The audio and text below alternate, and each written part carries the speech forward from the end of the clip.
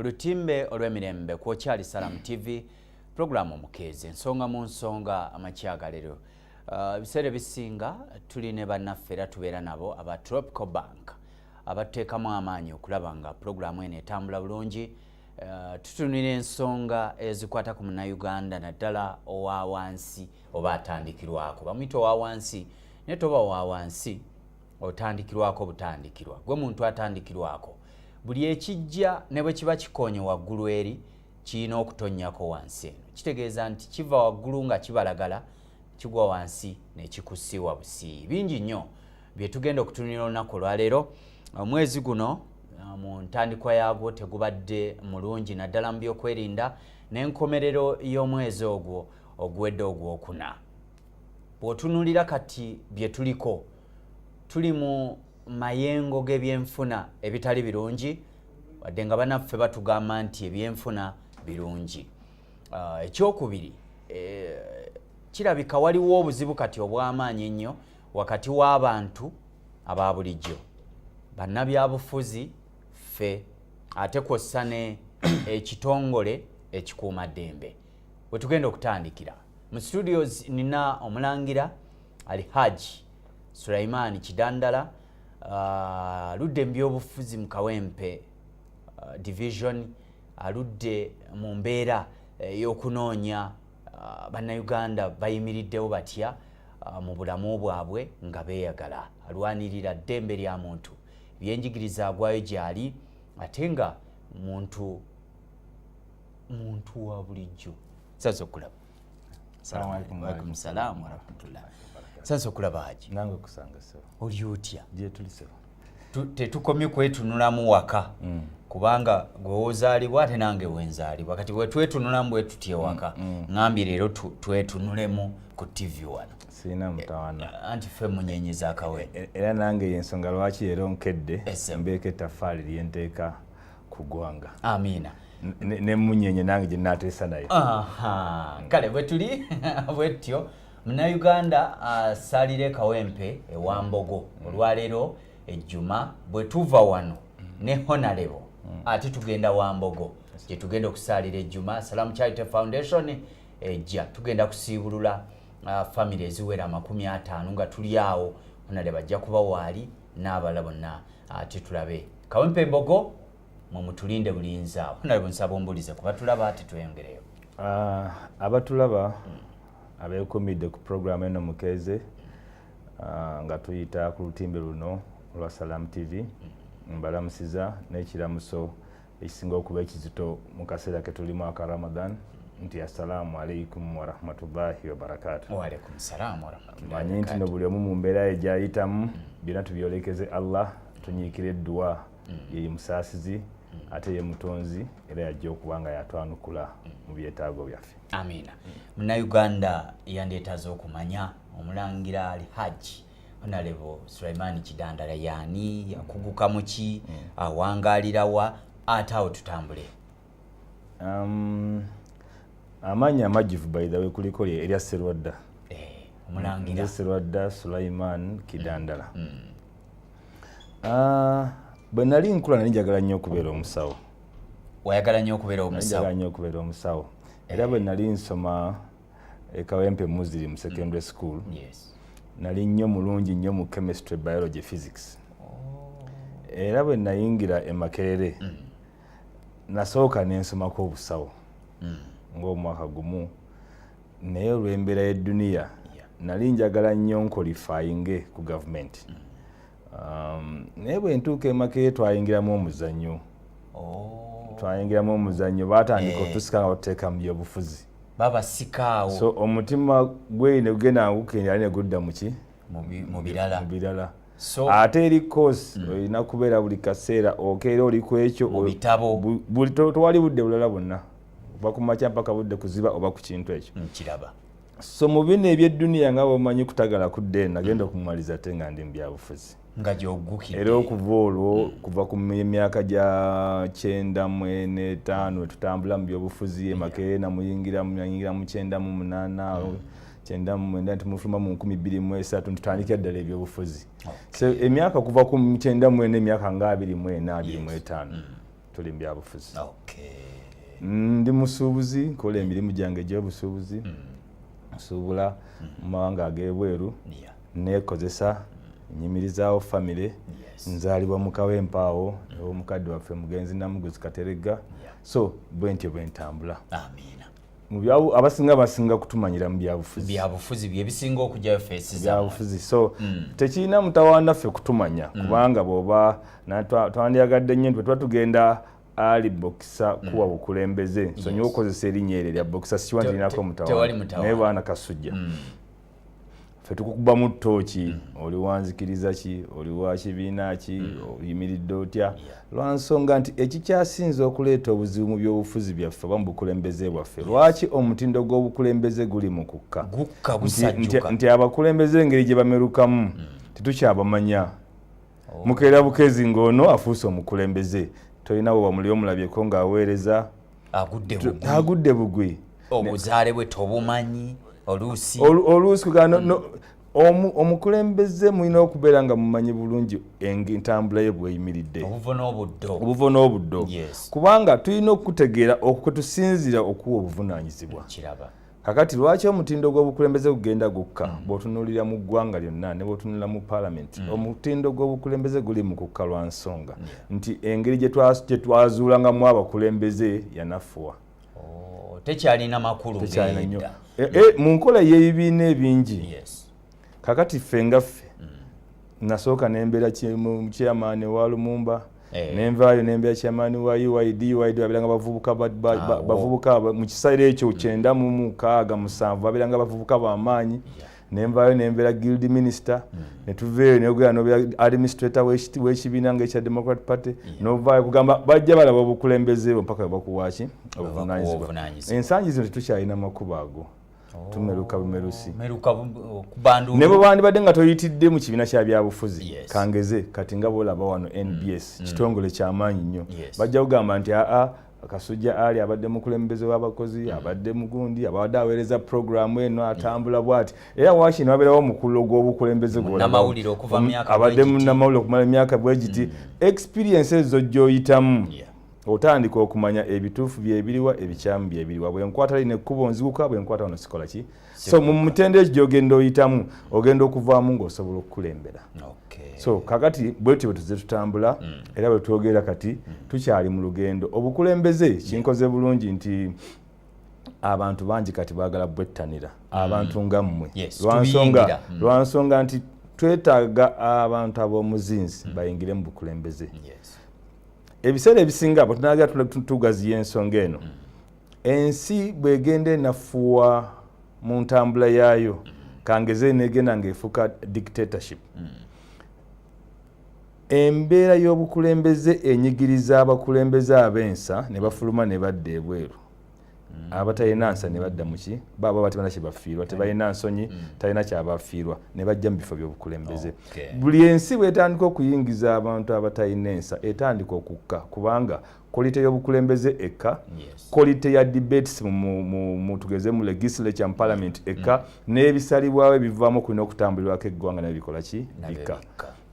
So esaawa eno tuli nyinamuko okukkiriza ngenda ndaba eggwanga bwe litambula abakulembeze bangi nga mmwe mutandisa abaali luli abagamba nti ebyo byabakidandala byabo naye kati abasinga bagamba nti eggwanga lyaffe litambula bubi nabwekyo naffe buli omwave gyali twenyigire mu bukulembeze tuleete obuweereza tuyimuse ku mutindo gw'obukulembeze tuyimuse ku mutindo gw'enteesa then n'ebivaamu bibe nga biri ku mutindo waggulu era eggwanga litambulira ku mutindo ogwo.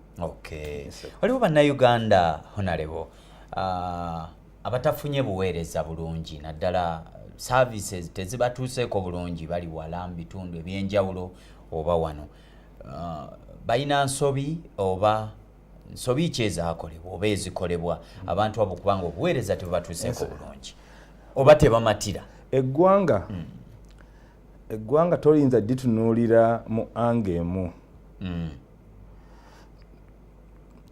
eggwanga kati werituuse tokyasobola kutoolako nti kantunulire security yonna yokka kantunuulire bulimi bwokka oba kantunuulire busuubuzi.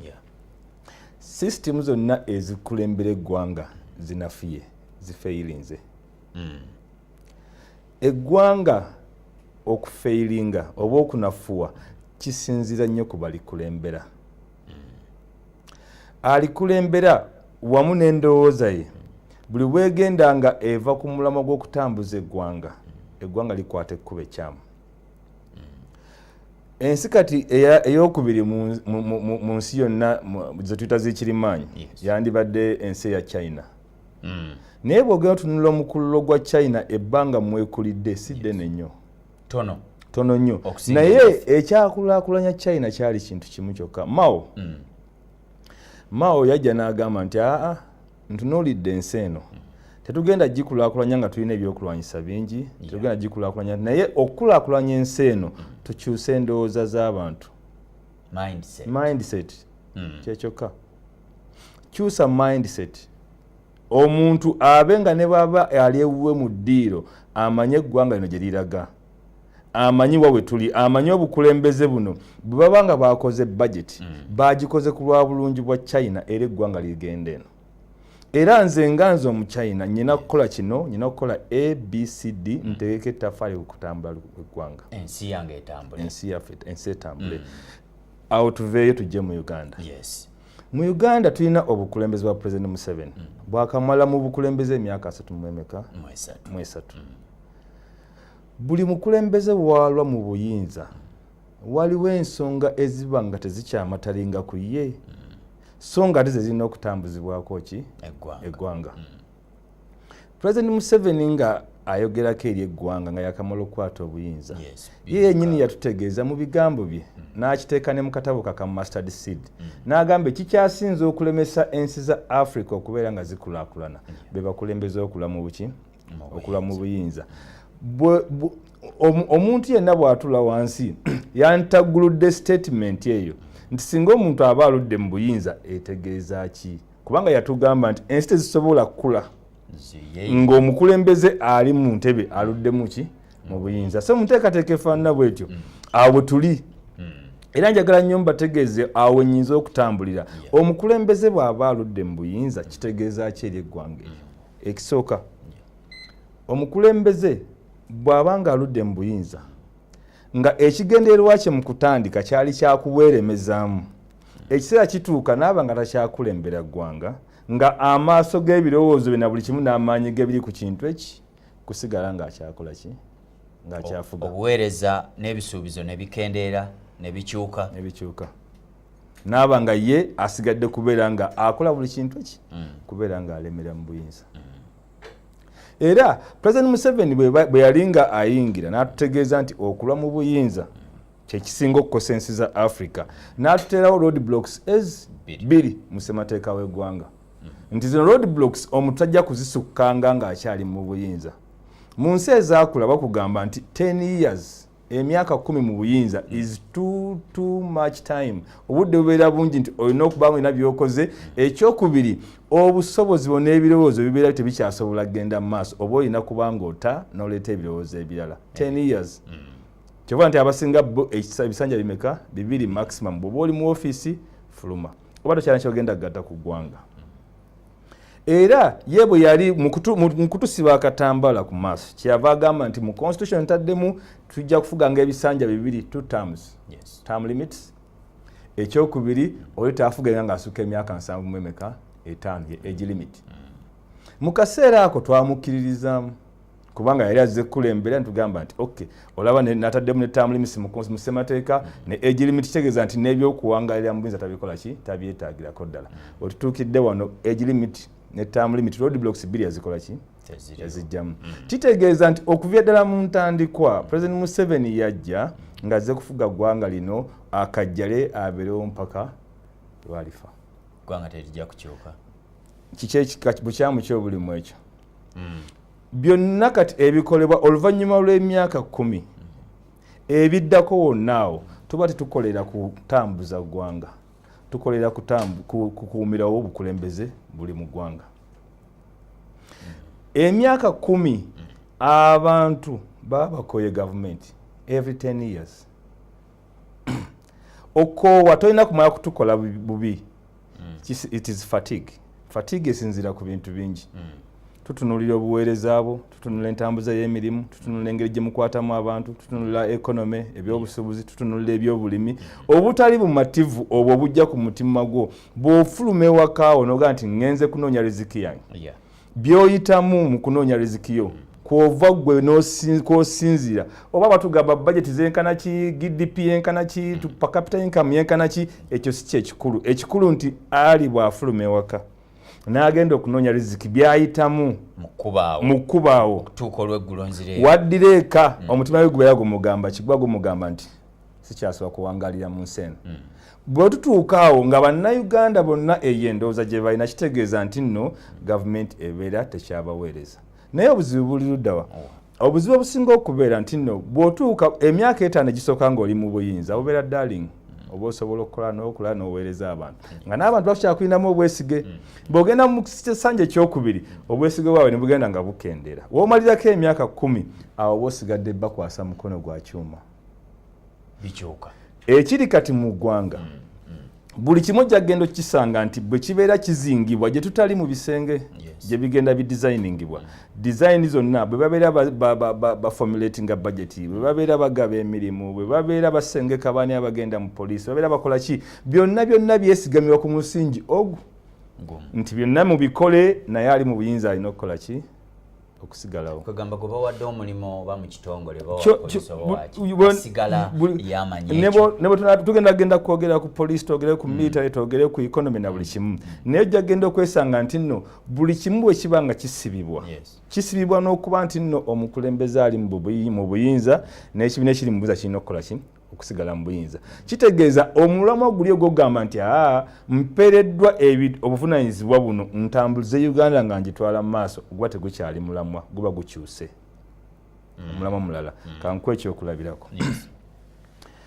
Tutunuulire budget ya Uganda kuba mutusinzire ogamba nti nno ow'emayuge, ow'ekisoro, ow'abimu obuweereza bumutuuseeko.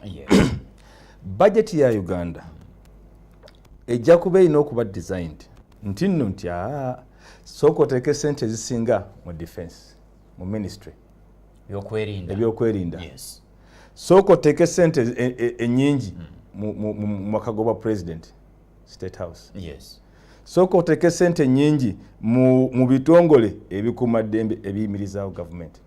So ojja genda okwesanga nti budget bwebeera ekolebwa tufacilitatinga nnyo ebyo ebitongole ebirina okukuumirawo gavumenti. Byo birina okusooka okunywera.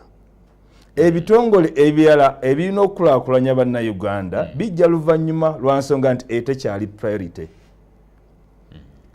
Mu nsi eno ng'ekyakula toyinza kuŋŋamba nti nno ebitongole ebikuumaddembe oba tugeze amakago bwa pulezidenti byandibadde bisinga ebitongole ebivunaanyizibwa ku bantu. Ekitongole eky'ebyobulimi, ekitongole eky'ebyenjigiriza, ekitongole eky'ebyobulamu. Mu nsi ekula bw'oba okuza abantu kyekirimawo kyeyakugamba nti sooka otereeze mindset y'abantu, tereeza obwongo bwabwe. Bw'otereeza obwongo bwabwe gavumenti ebeera egenda kwanguwa n'abantu eggwanga litambulira ku speed baba buli mwaba bategeera eggwanga gye likola ki, gye liraga. Naye kati wano gwe bw'otunuulira nti kakati bannayinze kati wano ku point kwendi olw'okuba bannayuganda bagenze bakendeeza obwesige mu gavumenti. Buli abantu bwe bakendeeza obwesige mu gavumenti wajjawo okusika omugwa wakati w'abakulembera ne bakulembera. Nimbanga muli mu kusika mugwa mutaagula butaaguze. Eggwanga teritambula mubameera musika mugwa. Gwe otambula odde eno bo baga kutambula nga baddawa. Oyina ebyetaago byoyagala. Ebyetaago byo biyala nnyo ku byabano. Ebyetaago bya kusigala mu buyinza bano bate batunulidde bintu bagala services mu kusigala mu buyinza. Oyina okunyweza ebitongole ebikuumaddembe kubanga bye bisigadde okukuuma mu buyinza. Lwaki buli bw'ofuuka unpopular b'okulembera nga tebakyalina bwesige olw'okusika omugwa okwo oba osigadde batwala ku kifuba mpaka.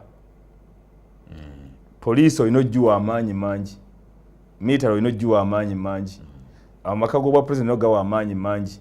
Baba ebisigadde ku bitongo ebimu ku gundi institutions ez'amaanyi zikuumira mu buyinza.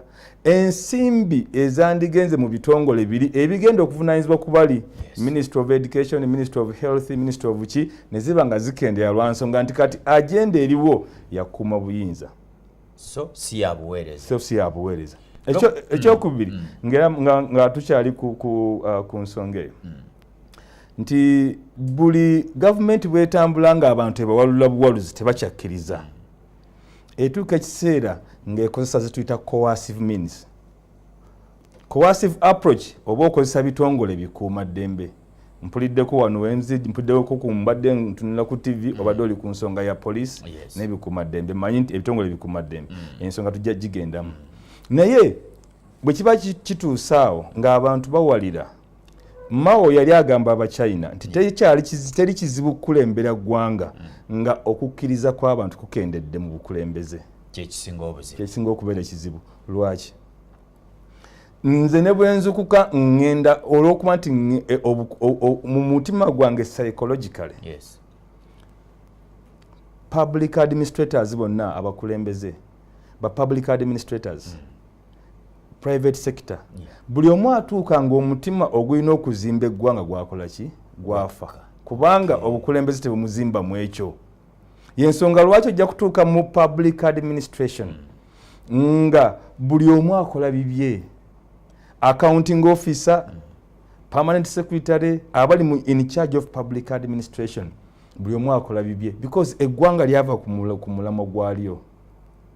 Awe nyini Haji ndine honorable Kidandala Serwadda Sulaimani Mulangira no munabyabufuzi munabyanjigiriza musuubuzi n'ebirala bingi tutunulidde entambula gye tulimu obuweereza abatabufunye ddala kiki kye baakola ensonga zonna agenza zitematema tugenda kumulamu katono nnyo bwe tukomawo tutandikirawo wennyini tulabe budget eggasizaawa n'ebirala tulabe ebitongole tujja koonakoonako okutuuka ate we tunanyukira. Tropical Bank ye banka etteekamu ensimbi okulanga bitambula eyakuteereddewo enkola ya Tropihija saving account otuukirize empagi ey'okutaano ey'obusiraamu.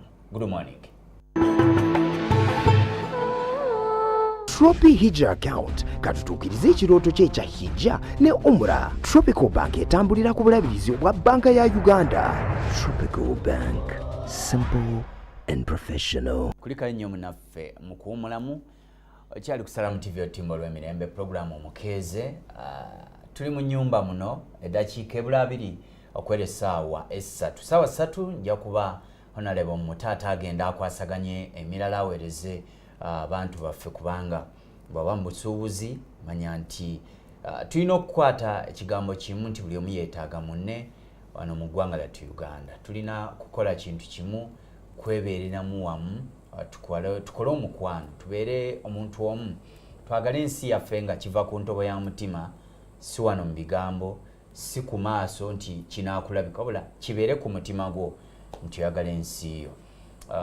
Ebirala ebisinga obungi byanfuna bibigenda bikyuka buli ssaawa system okututerawo system nti bwogula omugaati 3,000 bwe gujja okutambula kitwala omwaka ekikyo kiganye mu Uganda wano ebyonna biganye. So byebyo ebingi ku bimu ndowooza ebiriwo kati. So twagala nnyo okulanga tutunuulira embeera ezikwatako gwe omuntu owa wansi. Nina honorable Sulaiman Serwadda Kidandala nzaalo ekawempe ate nange nze muzukulu wa Kasujja ate nange era ndi jjajja w'abaana Kasujja Ibrahim Ali nzaalo ekawempe. Awo bwe tutunuulidde okwagala okukyusa ebintu nga bw'obiraba tubiteeka ate ku mutendera oguddako tuleete obuweereza buteesiba nnyo kugamba nti gundi nja kufa naawe. Kale bwe tuli honorable bwe tugende mu kuwumulamu nga tutunuulidde budget y'eggwanga ebitongole by'eggwanga enkola yaabyo n'ebirala wennyini woba otandikira we twakomye tweyongere ate. Kambiyitemu katono nnyo. Yes.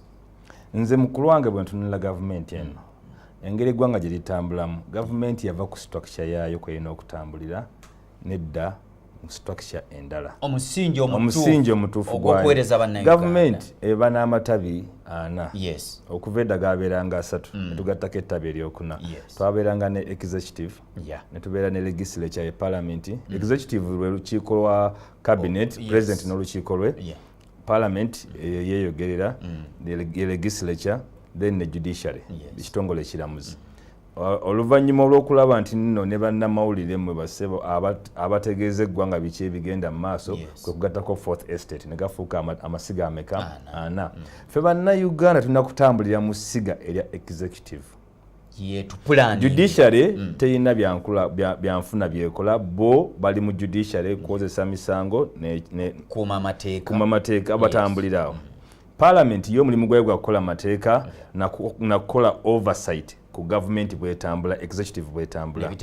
Fourth Estate mwe mulimu gwa gumanyikiddwa gwa mawulire. Ffe bannayuganda tulina kutambulira mu ssiga limu lye bayita executive. Executive mwe muli ba ministers, mwe muli ba minister ba agriculture, mwe muli ba minister byenjigiriza, mwe muli bani ffe tutambulira. Bye tukola byonna minister wa trade ebyebusuubuzi tubitambuliza mu executive. Kati government weeri nti government ku musingi gwa executive yavaawo ebimu ne bigenda ku State House amakago bwa president.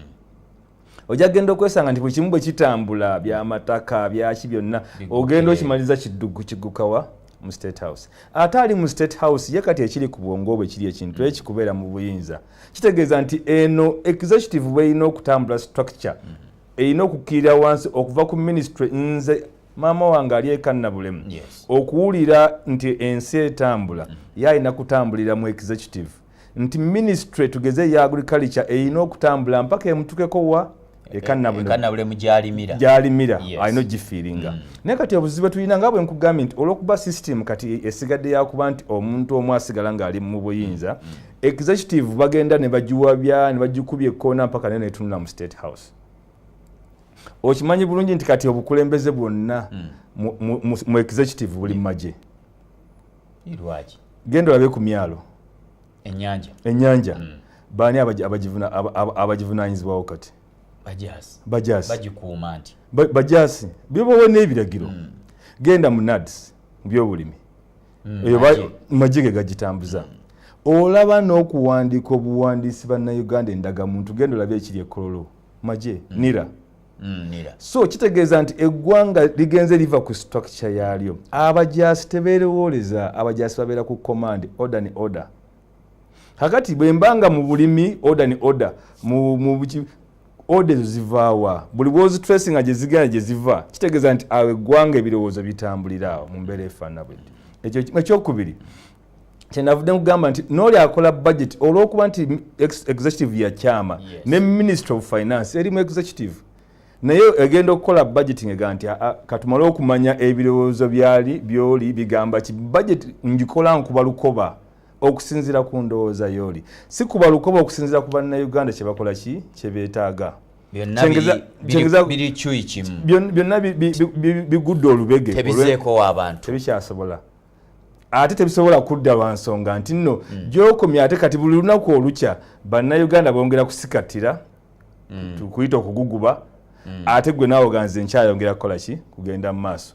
Kitegeeza nti nno executive buli olukya era eyongera ku kyama kulaba ebiragiro gye bikola ki gye biva. Buli system bwe breakinga down erina okutambuza eggwanga.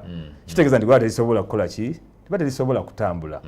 Ekitambuza ekibeezaawo eggwanga lino si executive si President Museveni. Eggwanga lino ogatta buli munnayuganda kyakola. Sulaiman Chenkero kola, Ali Chokero kola, abagenda mu private sector, abagenda mu public administration, abagenda mu nnimiro. The sum total je tuyita per capita gwe kyoli mukola. Per capita tugatta $1,400,000 mwemba na Uganda bonna kye bali mukola ne kituwa GDP, gross domestic production. Bwe tubanga ffenna bannayuganda bye tukeera okukola n'endowooza zaffe bibeera bikyamu biri negative then entambula eri the accumulative gundi gross domestic production eba eri low lwa nsonga nti tuba tetukola ki okukkiriza kwaffe kwakka. Bw'ogenda mu China buli mu China akeera kukola akeera kuyingira factory afulumya essaati afulumya peni akola ki buno bonna bu peni bu earring bu kibusaati bu bwana bugoye bw'abaana buli muntu ali mukola ki ali mukola because I believing nti eggwanga litambula ligenda maaso. Impact eri ki ku ggwanga nti ne bwe ntuka kuwa misolo tewali nsonga lwaki onnoonya eggwanga ndifiiringa mu mubiri gwange, ndifiiringa mu kiyungu kyange waka, ndifiiringa mu ddiiro kyakusooka muli bwe mba ndifiiringa kitegeeza nebanga kati kuwa musolo ennaku zino tubali tutunula ze bayita property rates mu Kampala naye okusika omuggo okuliwo n'abantu bakubuuza onsaba omusolo gw'ennyumba gye nsulamu nga sifiiringa gavumenti ye wano mu nnyumba yange mwendi ndyoke nkuwa omusolo sigifiiringa ate oyagala musolo bw'oba oyagala ensi ekule otebenkeza bannayuganda mmemme zaabwe ebisigadde because byonna tewali ssente. Budget ya Uganda etambula ku bintu bibiri taxation na borrowing. Taxation ze senze tujja mu bantu mu misolo, borrowing ze twewola. Ng'ogyeko borrowing omutemu omunene guno gwa taxation abantu balina okuguwa nga bali bamativu ku kigenda maaso.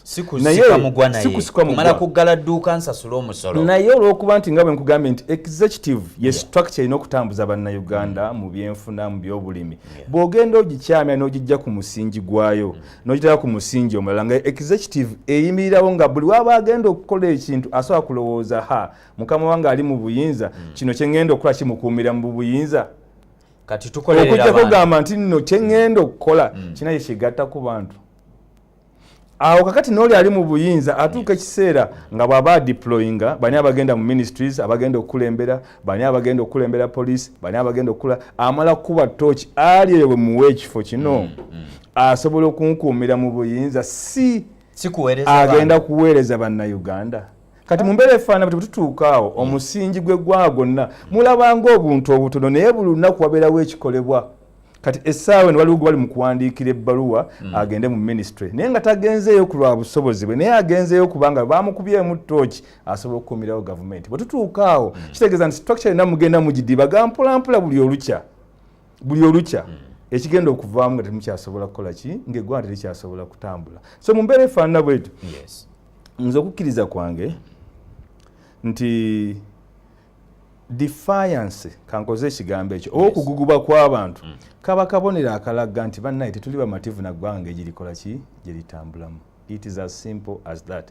Ate eyo curve teyambuka ne bwe bakuba migo gyenkana ki baba bongera kuguba bugubi. Poliisi ne bw'eneakera omukka n'egwongerako bajeti yaagwo ogubalagala. Bw'omala okukyamya ebitongole ne kibanga kati enkola ya kuumirawo mukulembeze ali mu buyinza kitegeeza nti n'ebitongole bikyama kati n'ebitongole ng'ebikuumaddembe bikyama. Poliisi nga tennakola kintu kyonna esooka kugamba nti naye gwe kino ky'otugamba okukola tekitabula gavumenti ya mukulu oli si gavumenti y'ensi eno ey'abannayuganda ya muntu kati ya muntu ekitongole ekikuuma bannayuganda. Nze wano nkunsanze nga mpuliddeko nga ntuuse waliko TV ngo poliisi. Omulimu gwa poliisi nga tuzeeyo wali mu executive eri wansi wa Minister of Internal Affairs. Poliisi eri wansi wa Minister of Internal Affairs. Nkulaga buli wova waggulu jangu kuba minister ove kuba minister ojenga okira mu bitongole bigende nga biwa service paka wansi kuba na Uganda.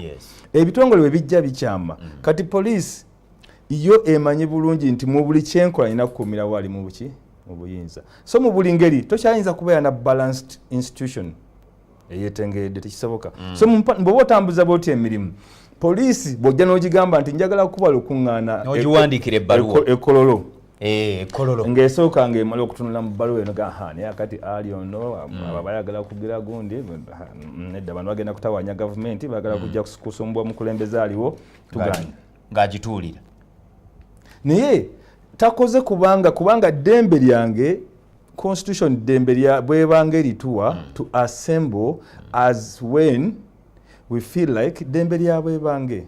Omulimu gwa poliisi mu constitution mu ssemateeka wa Uganda is to keep law and order. Teeka biragiro mu nkola. To keep law and order nti nno fe abawangalira mu nsi muno ffenna mu butonde tetuli bantu batuukirivu mulimu abaagala okukola ebikyamu ekyo kituufu. Ekiteekesaawo ekitongole nti to keep law and order okuume ali kunze ali alina ebirowoozo bikyamu omukuume kunze alina ebirowoozo ebituufu gwe gubeera omulimu gwo. Ne bwe mba ngenda kukuba lukuŋŋaana era gusigala mulimu gwo to keep law and order abo abapoliisi baavaawo abo baatujjawo mu ndowooza eyo nibo ne bakitwala nti nno nze nkuganye buganye. Bwe mba ngenda kuba lukuŋŋaana wandibadde ompa ensonga nti mu mulimu gwange nga police alina okukuuma obutebenkevu law and order siina mani power emala kuuma lukuŋŋaana lwo ekyo nandibadde nkiwuliriza kitegeera naye ku mbeera kati bwetambulamu okwata ebbaluwa tulina ebbaluwa wali omugugu mulamba nga tuwandiikira police namugiweereza ogiweereza ebbaluwa mu tteeka batugamba around oba 2 weeks notice 14 days naye tumanyi tugiwa n'ebbaluwa ng'ekyabula emyezi egi notice number ya 2 months naye tukampaka ng'ebula olunaku lumu tenaba kuddamu esirise tola bwetolozi nekubuza n'ogera n'osanga onakusindika ewolo n'akuddewo ono simply because olukuŋŋaana lwemwagala okukuba yagamba nti no eyampa omulimu nze yampa ŋŋamba nti nyina kukuumirawo gavumenti ye mu buyinza ate gwe yala kujja kukuba lukuŋŋaana sijja kuwa permission ekitalina kubeera mu buyinza bwe ne Kasule Lumumba akirajanyeeko ekintu ky'ebbaluwa ne Haji Nadduli yakikaayanako nti bazituulira kituufu ndo sijja kwogerera bo bwe bali mu buyinza nenzo njogera kufe bwe bagambye kankuwa ekyokulabirako twakasembayo wano olukuŋŋaana lwadde lulina okubeera ejjenja lwa reunion twawandikira poliisi ng'ebula emyezi egi ebiri ne twewubanga ku poliisi mutuddemu wabula olukuŋŋaana lwengenda okutegeka lw'abantu kumpi 15,000 mutwalo mulamba sigera lutegekera mu lunaku lumu olina okunziramu nenfuna sufficient notice nensobola okugenda okutegeka olukuŋŋaana naye olw'okuba ntonzizeemu mangu nensigala ngenda mu maaso n'okutegeka I am spending money I am doing everything okusirika kuba nkugage gahead silence is consent kanji twalenga consent onzikiriza n'engenda mu maaso eba ebula ennaku 2 n'onkubira akasimu kozi olukuŋŋaana lw'ogenda okukola nti lw'abantu bameka nenziramu nenkuwandika jangu ojuze form nti abantu bali bwe bati ne bati mu kifo bwe kiti nti ekifo kibamala nti kisaawe kiramba nti okay netusinosirika ekiro twatuula ku woofiisi ya IGP mpaka ku ssaawa 6 gw'ekiro ng'olukuŋŋaana lwankeera ku ssaawa 2 ez'okumakya mukyateesa tetunaba kufuna ansa byonna byakusabye mbikoze mbimazeeyo naye nga ekizibu kye bambi omusaasira olukuŋŋaana telulina mutawaana it is a peaceful gathering naye mu bwongo bwagamba nti ebigambo ebigenda okwogera wano bijja kunyiiza mukama wange kakati obwongo bwe ne bukyama eyandibadde akeepinga law and order n'avaawo obwongo bwe bumugamba siina kola kina kunyiiza mukama wange kubanga alina okusigala nga ali mu buyinza that is how system bwegenda ekyama n'ebitongole byonna nga bwe nkugambye genda olabe abali ku nnyanja ne bolaba kukaaba okuli ku mayanja abajaasi bo balina orders ndala genda olabe gundi tugeze no nze kisinga okuneewunyisa oddira otya okuwandiisa obuwandiisa abantu mu ggwanga eyandibadde very severe activity ogikwasa otya amagye what is wrong with this country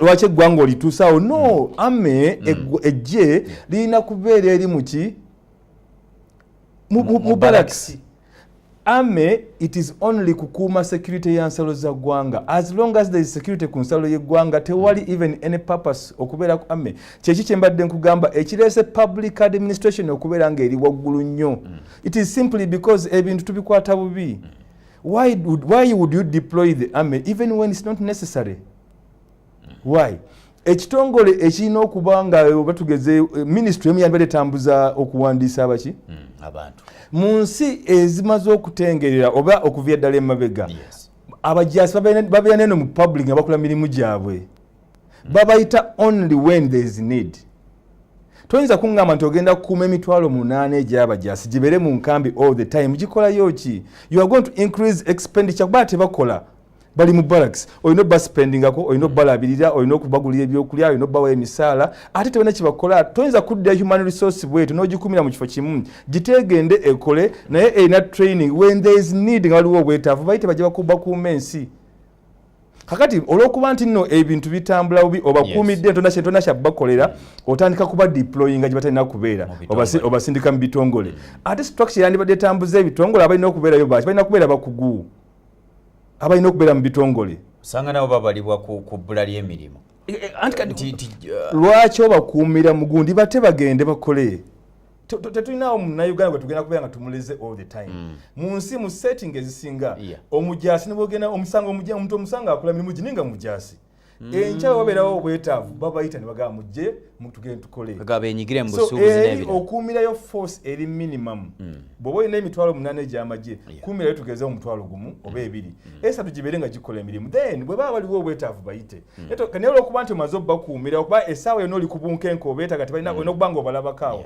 ekivaamu batandika okuzitowerera kati mu kubayimiriza otandika badeployinga gye batalina kubeera bw'oba deployinze institutions ndala nnyo these are civilian institutions ezirina okutambula omusindise ku nnyanja ate omusindise ku nnyanja waliyo omuvubi teyasoma omusindise ku nnyanja tamanyi nakurelatinga n'abavubi omusindise mu kuwandiisa abantu omusindise mu bulimi how can they go mu agriculture osanga oti omujaasi nti aliwo ffe kannabulemu ayina capacity ki ayina busobozi ki tunula trauma maama wange yamanyi tasobola kurelatinga na mujaasi ate agenda okuba mujaasi yazze omukola ki so ogenda okwesanga system zonna ozivuluga nga zikyuka fe twakulya nze kitange yali agriculturalist yes musajja mulimi mu Masaka Cooperative Union yalinga production manager naye nga baleeta abasajja abasomi babajjanga na India baddugavu abatwala ne basoma okeera enkyanga ne bajja bagamba nti omulimisa ajja waffe kannabulemu ajja waffe kabukunge najja ne mulaba omulimisa n'abagamba kati ettaka lituuse wano kino ekirime tekijja kukola n'akusomesa tubeera tutya mu ggwanga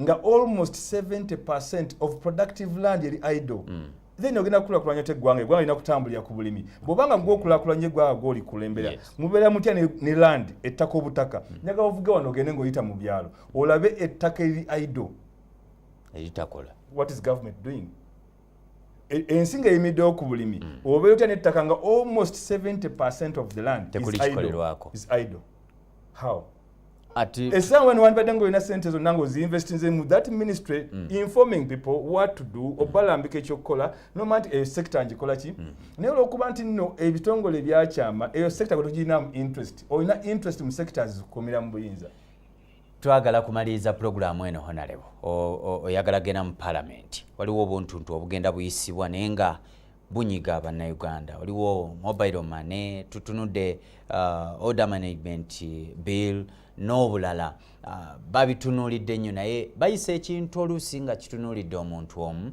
nekijja kinyigiriza wano katono nnyo mu dakiika emu munnayuganda tunuulira atya nga agenda mu parliament bannayuganda yes kiki ekivaako taxation taxation nga bwe nkugambye nti budget ya Uganda etambuzibwa amakubo abiri gokka tewali ddala etambuzibwa taxation gy'emisolo gavumenti gyekuŋŋaanya ekkuba eryokubiri zibeera borrowing ze sente zetujja ebweru zetuwola internally zetuwola wano mu ggwanga n'ebweru waalyo naye taxation buli nsimbi zetukuŋŋaanya mu ggwanika ly'eggwanga bwe tuzikozesa obubi tulina okuddayo tunoonye amakubo agatwongera ku nsimbi bagenda okulaba kati bwogenda mu borrowing kati n'ensi ezimu zigenda ziteekawo obukwakulizo esente ezimu tebakyakuwola eggwanga lirina okutambula z'okuŋŋaanya ozikozesa bubi obeda kitwogerako sagala kuddayo mabega kati buli wogira olina kuzuuka onoonye ekkubo ki kakati bannayuganda bano bwe mbayita wano wazze smartphones buli munnayuganda abeera ku simu bwe mpita awo nsobola bajjako omusolo gw'okweyambisa essimu ne internet n'oteekawo taxation ojja genda okwesanga nti amakubo mangi bakyaganoonya nze nkugambye essaawa zino bali mu property rates mu Kampala wonna nabajja nakugamba nti ennyumba eno ogenda gisasulira emitwalo 3 kati musajja watu tekibutabula yakabeera mu nnyumba okuva emabega tasasula nk'omusolo kati ekibeerawo nti nno olw'okuba nti nno ensimbi zisaasaanyizibwa bubi eziri mu ggwanika ly'eggwanga gavumenti etandika kubeera nga buli kaseera enoonya obukutu mwegenda okujja ssente mu taxation mu kuggyako emisolo so enoonya obuntuntu obwo kyovula kyo kibadde ogamba nga mobile money gundi ezo zonna OTT bino byaffe bikozesa masimu kati gavumenti ejja kgenda enoonya obukubo tennaba kubanga agenda kutuuka ekiseera buli bwe tutambula the government becomes more unpopular population eyongera ku resistinga gyekomye okwongera ku resistinga mu kugisika ogidraginga yeetaaga sente nnyingi okukola ebintu ebyo ogidraginga gyekomye okunoonya sente zijja kutuuka ekiseera nga tezikyawera nga mu borrowing sente zimu tezikyawera mu taxation tezikyawera nga kyerina okukolera kunyigiriza mwe bannayuganda kunoonya buli wamu kulanga bakola ki nga bakutakisinga so ebyo tubisuubire bikyayongera okujja public order management byonna ebyonna public order management buli gavumenti bwenafuwa eba esigadde kuyimirirawo ku mateeka agagikuumirawo so bwegenda mu parliament era kyovala nti legislation etandika ero ne bagiyisa mu caucus biki naye ngaera akawende emaliriza nga bagakulaba nti nno tugiyisaawo tutya esoogera nga ekyatukuuma public order management the country must be free. Eggwanga lirina kubeera nga liri free. Naye the moment nti omukulembeze wasigala nga buli waga nti abantu tebakyampagira atandika kubanga asiba natti kusiba wano natti mbatwala nti ambawanganzaayo nti omwaka mbawangazaayo nti ekisanja and that is what fails the country. So ekyo kyandi ezo amateeka gakyajja mangi ojja kulanga baleseyo neddala ojja kulanga bagambye nti kati omuntu bwabanga amateeka gatukola gati gakuba lukoba bakuba lukoba nti ono alina emyaka emeka alina emyaka 4 tekewo eteeka nti nno abataweza myaka 45 tebeesimbawo oyo okubye lukoba nti ono alabika yayanyoddeo ku kyokunywa kino bwekiti nti ayinza okuba alinamuko ku kyokunywa mubiri guguno buteekawo etteeka nti singa abayagala okwesimbawo bw'anaabanga osangiddwamu ekyokunywa kino mubiri gwo tolina kwesimbawo agamba amateeka bwetutandika okugakola bijja bwebityo nga byakusaaga bwekati bwegagenda okubeera. Nkubuulira mu mazima njagala nkyogere nga ntunudde mu kamera. Bw'obanga oli mukulembeze wa ggwanga ng'obukulembeze obugenze busereba nga tebukyalina kituyita public support ekisigadde abantu boogenda kuwalula bawalule. Mu kubawalula ebyo biba bijja kujja amateeka gagenda kujja biki byonna ebyo na taxation everything kubanga government ebeekoze buli abantu bannayuganda nze kati Sulaiman Sagala njogere gwe ali nze na withdrawing gundi yange my support to government. Kubanga siri convinced nebikola ki kati singa bannayuganda abalowooza nga nze bawera ne bawera milioni 23 ekiddako is population mbeera mugisika ku mpaka bwe mugisika ku mpaka byonna bibeera bwe bibeera volongo tosagala nkozesa ekigambo kya munnaffe yayimbye system ebegenda kukola ki kufa teyanze gayonalebo webale kujja webalire ddala bannakawempe north bandabire bonna bannaffe abatufuula kyetuli tukyabawo obweyamo tuli bakulembeze obukulembeze lugendo luwanvu tulutambula lumu nali njogerako ne bakadde baffe nanjogerako ne Kanokiza Besigye oluusi ne bamama mbabazaabo n'akulaga nti yakatambula emyaka 45 abakulembeze ali kino kankibuulire gwe gwendi naye wano obukulembeze lugendo experiences zibeera nyingi naye gyokumya okuyita mu experiences gyokumya okufuuka omuki omukulembeze because ebisinga obo bikoze eki obisemu so tukyabawo obweyamu tuli mu lugendo tukyatambula twakatambula emyaka giri 2 nyinza oba nkyatambula emyaka 3 mu maaso tusaba mutuwagire mu lugendo olwo tulina essuubi tujja kufuna mu maaso y'abakulembeze oba oli awalitebenkeza emmeme z'abannayuganda tufune eggwanga eryeyagaza n'obukulembeze obutuufu bannakawempe north mwe mbatumira mu ngeri ey'enjawulo mwe mutufula kye tuli ne alion assalamu alaikum warahmatullahi wabarakatuh. Wa alaikum salaam warahmatullahi wabarakatuh. Niyanza nnyo Honorable Kidandala Serwadda Omulangira bweto bwe tuli ali Kawempe North era ajja kubaka bwa parliament atenze era nja kubeera mu KCCA World Councillor 2021 Kawempe North constituency ndi munyenye ya Kawempe ate naye Kawempe tuleete ku nzaalwa z'omu Kawempe omwo tulabe enkyukakyuka okay tujja kwagaliza ebirungi mu Uganda fuba nnyo okulaba nga at least ndooza amasimu agalabye agamu baagasazeeko funa endagamuntu webereremu kiwandiiko kikyo kigasa gwe tekiina mulala gwe kigasa bw'oba oyina eyo y'emmundu gwe omuntu wa wansi ali Kaleerwe ali Ndeeba ali Luddawa yonna. Nsaba Mungu akonkumire Juma tugenda Kawempe ewambogo tugenda kusibulula family eziwera 50 nga Salam Charity Foundation. Mbagaliza be munjagaliza. Assalamu alaikum warahmatullahi wabarakatuh. Eno ye Salam TV.